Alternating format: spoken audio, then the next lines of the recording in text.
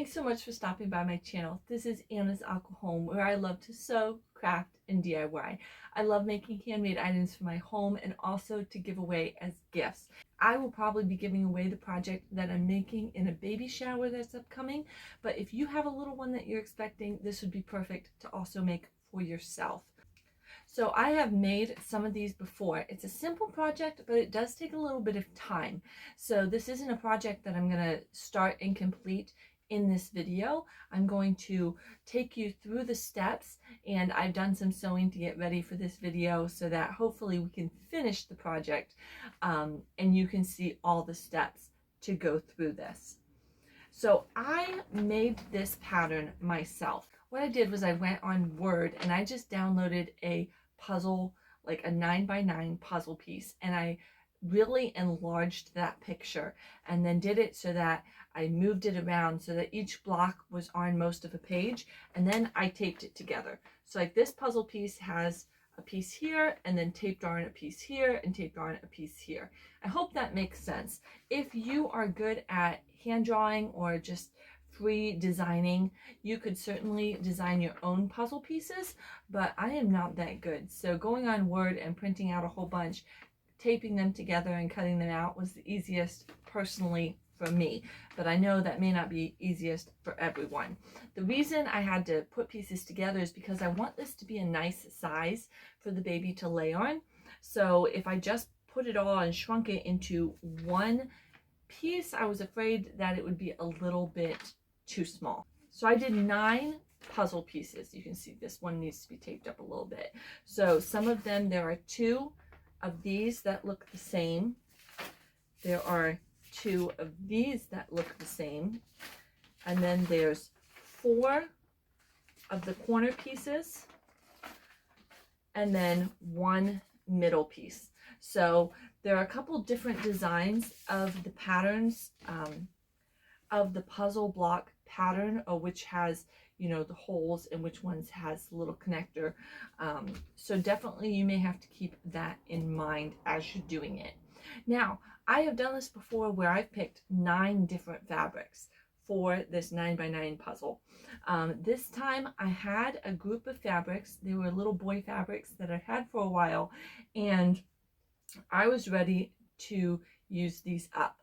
So I got some coordinating fabrics. So some only have 1 design, 1 fabric in 1 puzzle piece. Some have 2 designs. So I really just mixed and matched. And then it's important that you keep your puzzle piece design with the fabric that you want, because as you're laying it out, you don't want 2 of the same kind right next to each other. So I had to balance them out. That's why I printed all 9 pieces, even though you say, well, if 4 of them are the same, then you could have just printed 1 pattern piece. But I wanted to make sure that I could put a physical pattern piece with each fabric so that as I laid the fabrics out and I was happy with the design, then I could pin each design to it. Now, I cut this around not very close. I gave a lot of extra, and that just helped me as I do this. Sewing around the curves is really hard to just get exactly perfect, both the outer curve and the inside. So to cut extra fabric and then actually sew around with this pinned on, that helped me personally do this. And then afterwards, I'm going to cut it down. You could try to just cut a 1/4 of an inch seam allowance and be very careful sewing. For me, it's just easier to cut a large piece of fabric, sew right off the pattern piece that I have, and then trim it down. So let's go ahead. I'll show you how I do that with this one. Right sides together. Then your pattern piece is going to be pinned on there. I'm not sure if you can see that in the video, but I put pins. And now we're going to go ahead and sew. We're going to leave a small opening for turning this inside out. So we're going to sew all the way around and then leave a small gap right about here. Here's an up close of what I'm talking about. There's lots of extra room, so I'm just going to sew right off the edge. I'm going to start over here and leave a small opening right there as I sew.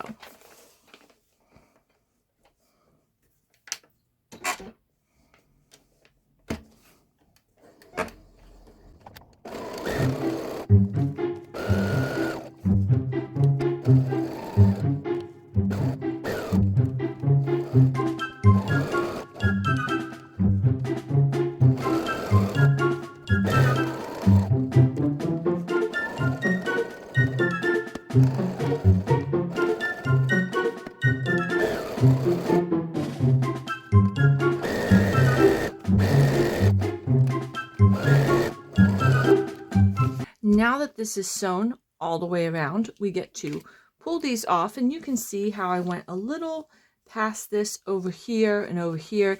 It doesn't have to be perfect. That's what I love about this pattern, is that there's really a lot of room for forgiveness if you're still working on getting your seams right and straight, or working on your curves. Right here I went onto the paper a little bit, but that's okay. I'm just going to pull that off, and that's not going to be a problem. So now you have your piece and it's got the outline. You are going to trim down 1/4 of an inch away from the edge. So 1/4 of an inch, or if you are not comfortable cutting that close, you can certainly do like a 1/2 inch seam allowance. That would be fine as well. But pretty much we don't need all this extra. There's some like an inch over here. We don't need that much extra. So we are going to go ahead and trim that down, and then we'll work on the next step.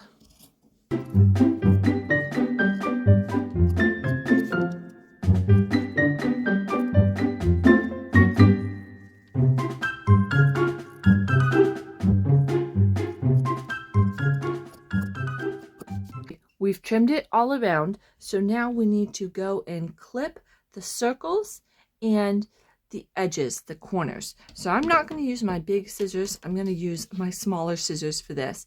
And what we're basically going to want to do is just clip anytime there's a curve, either an inside curve or an outside curve. This will make it so that when we pull it and turn it inside out, these corners don't bunch up and they lay flat a little bit better. So you're not cutting all the way through to where you sew. You're just cutting little indents, and that will help it turn right side out.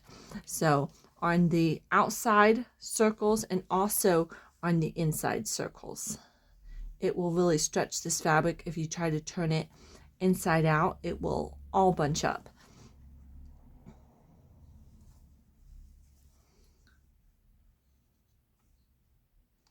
So now that the curves are cut, we're also going to cut the corners. Not what we've sewn through, but just cut the corners, and this will help them also be nice, crisp corners. All right, we've sewn it, we've trimmed it, we've clipped the corners and all of the curves. Now we're going to find that little place that we left open and turn it right side out. If you leave a big enough hole, this is not very difficult. If you left a little tiny hole, this could be a little more difficult, and you may need a skewer to help you poke out some of those corners and those little curves. But just go ahead and work with it, and you'll be there in no time.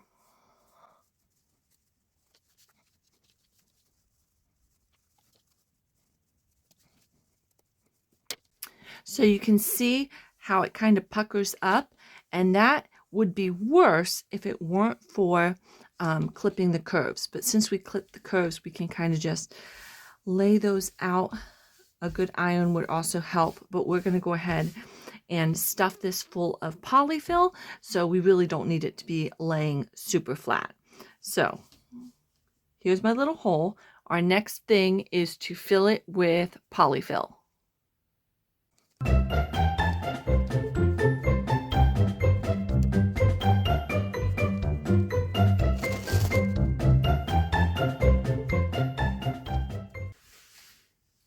So make sure you are getting it up in all the corners as you go, and it's sometimes easier to work with smaller pieces, putting in multiple little smaller pieces of polyfill than big pieces. But this is what it's looking like. You can always, once it's in, kind of squish it around to make sure it goes to the right place, but just keep going until it's the nice fluffiness that you like.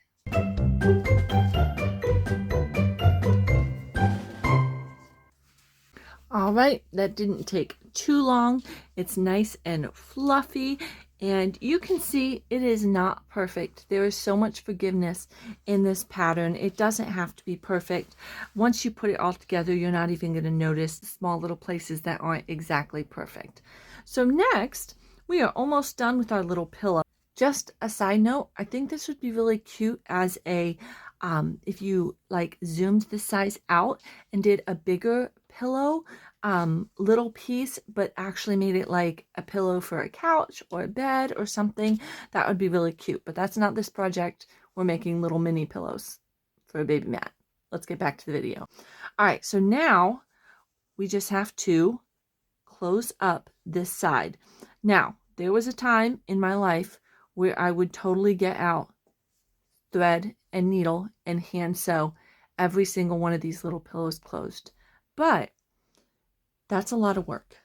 It takes longer. My sewing machine is right here. So I'm going to go ahead and just push these together and sew very close to the outside to finish these off. That way I feel like it will be stronger than hand sewing, and you won't be able to see it in the overall look. It's not like that little bit of stitching is really gonna jump out more than hand sewing would. You may need to squish some of the stuffing away so that this lays flat in your machine.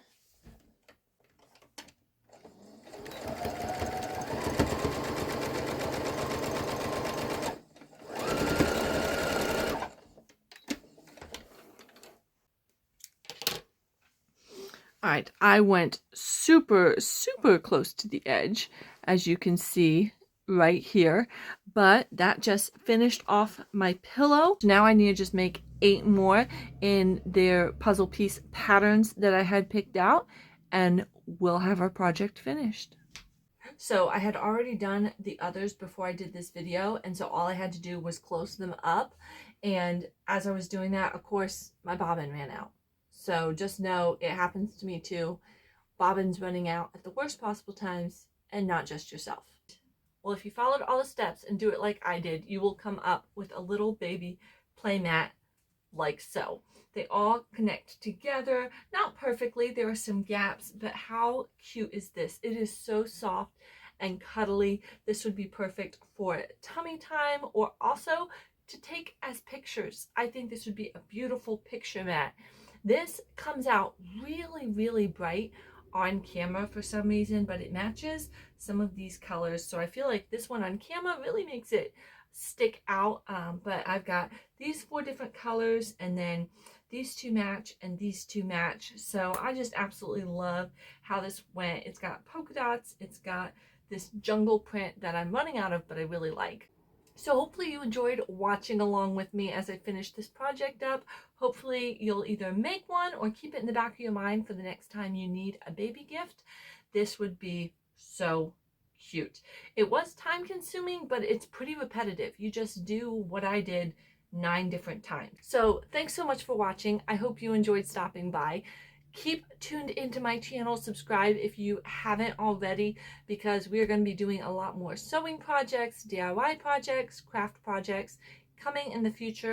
I want to make a few projects to hang in my backdrop for this coming year, make my video backdrops a little bit more aesthetically pleasing, and yeah, just make the back of my videos look a little bit better. So thanks so much for stopping by. I hope you have a great day.